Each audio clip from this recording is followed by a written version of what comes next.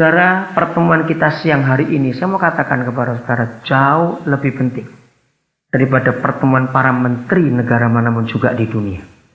Pertemuan kita siang ini jauh lebih penting daripada KTT, konferensi tingkat tinggi pemimpin negara manapun juga di dunia. Kenapa? Dengar. Sebab pertemuan kita ini membahas sampai akhir dari dunia ini. Kenapa begitu? Karena kita bicara tentang cinta, itu harus bicara tentang keturunan. Mengapa banyak orang rusak dalam hal cinta?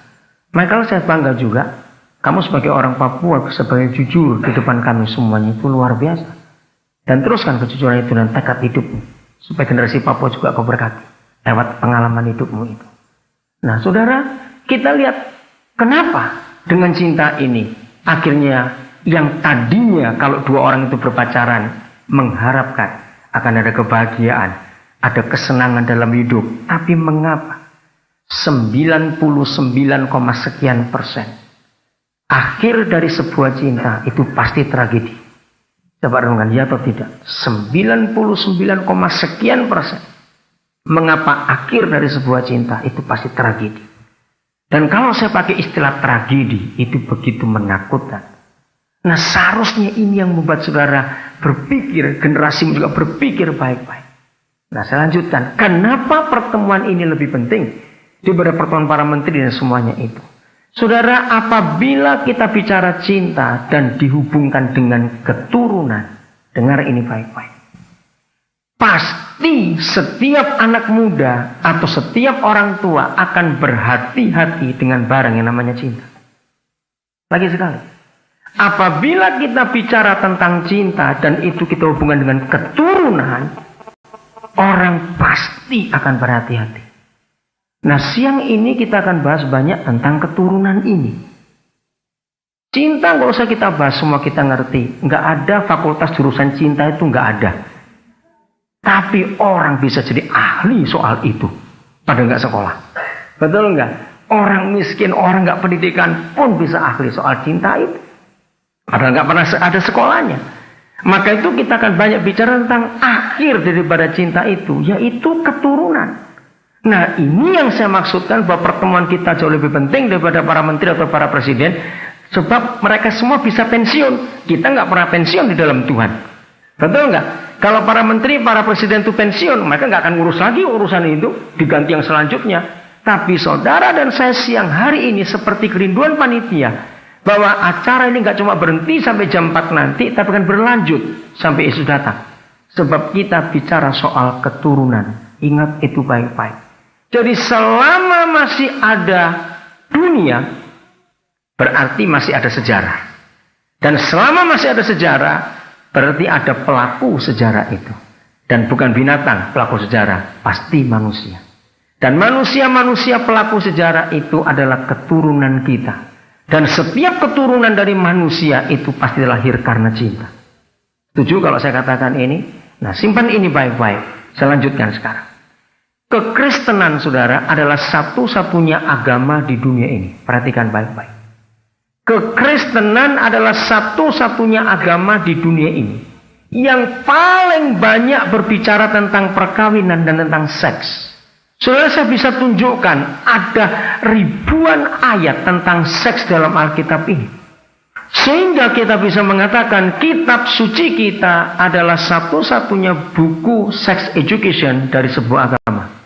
Tidak ada kitab suci agama apapun di dunia ini yang membahas seks begitu detail. Saudara, cari, maaf kalau saya harus berkata ini, kitab suci agama apa saja tidak akan membahas masalah keperawanan. Alkitab membahas masalah itu dengan begitu rinci. Alkitab, kalau saya masih berkata soal agama Kristen adalah satu-satunya agama di dunia ini yang Tuhannya sangat teliti berbicara tentang keturunan atau generasi.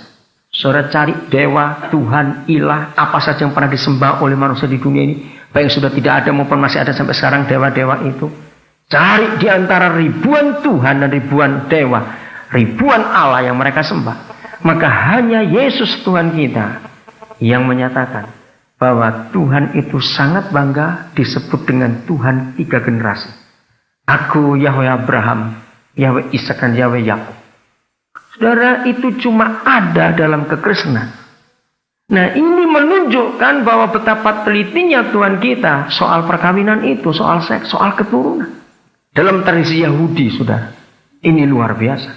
Ternyata sampai hari ini orang Yahudi, kalau mereka itu bisa menjaga 3 generasi berturutan, itu tetap takut akan Tuhan. Dan anak-anak keturunan mereka masih bisa menjaga tradisi keyahudian mereka dengan ketat.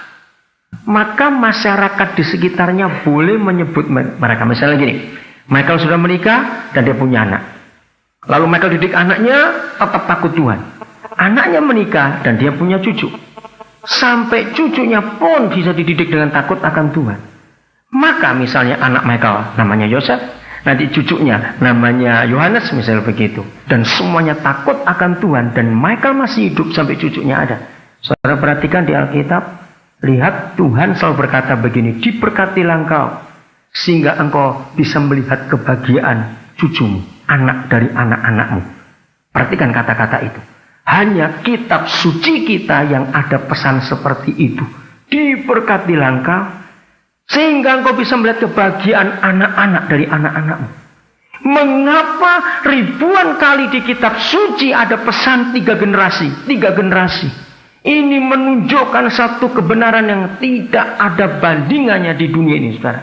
Maka lingkungan Michael akan menyebut, percayalah Tuhannya Michael, Tuhannya Yosef, dan Tuhannya Yohanes. Bisa ngerti kata-kata ini, saudara? Sampai hari ini orang Yahudi masih memegang teguh tradisi itu. Kalau di lingkungan mereka ada keluarga-keluarga yang bisa menjaga kekudusan, ketaatan dalam hukum Tuhan sampai 3 generasi di bawah, maka sebut begitu. Seandainya Yosef punya cucu karena Yohanesnya sudah menikah, maka sebutnya berubah. Diberkatilah Tuhannya Yosef, Tuhannya Yohanes, dan Tuhannya siapa lagi? Nanti cucunya Yosef. Itu berarti cicitnya Michael. Saya ngerti kata ini, saudara? Dan itu terus bersambung. Yang keempat, agama Kristen adalah satu-satunya agama di dunia ini yang berbicara tentang kemurnian. Saudara, waktu saya meneliti bagian ini, saya begitu kagum. Kemurnian. Ya. Kata kemurnian dalam Alkitab itu ternyata dihasilkan dari perkawinan yang benar. Luar biasa, kitab suci kita ini bicara soal itu.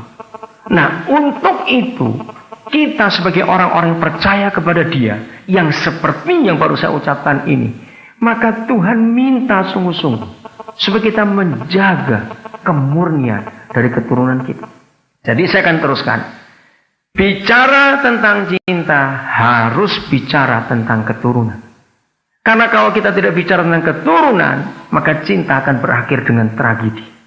Kalau kita bicara tentang cinta dan ujungnya itu kita sadari ada keturunan yang akan lahir lewat kita nanti, maka saya percaya semua kita akan hati-hati. Saya akan mulai dengan satu ayat dari Mazmur 128. Mazmur 128. Di antara semua pasal dalam Alkitab, maka pasal ini yang paling gampang dicerna, apalagi kalau bicara waktu yang singkat ini. Nanti sore ini, saudara, kita ingin habis-habisan tentang cinta dan tentang seks.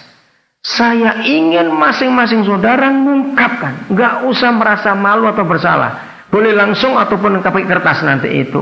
Tanya, ungkapkan tentang seks, tentang cinta. Supaya ngerti. Saya sangat setuju kalau di mimbar-mimbar kudus. Dalam ibadah-ibadah, saudara dibicarakan masalah seks. Gak usah ragu-ragu.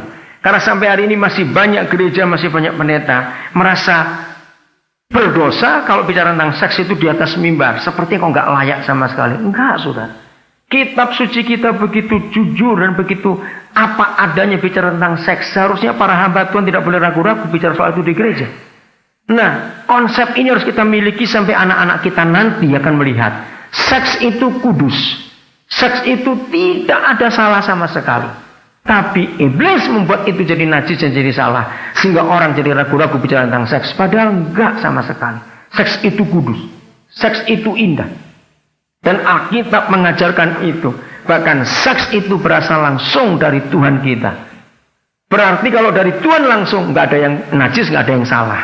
Tapi yang menggunakan itu jadi salah.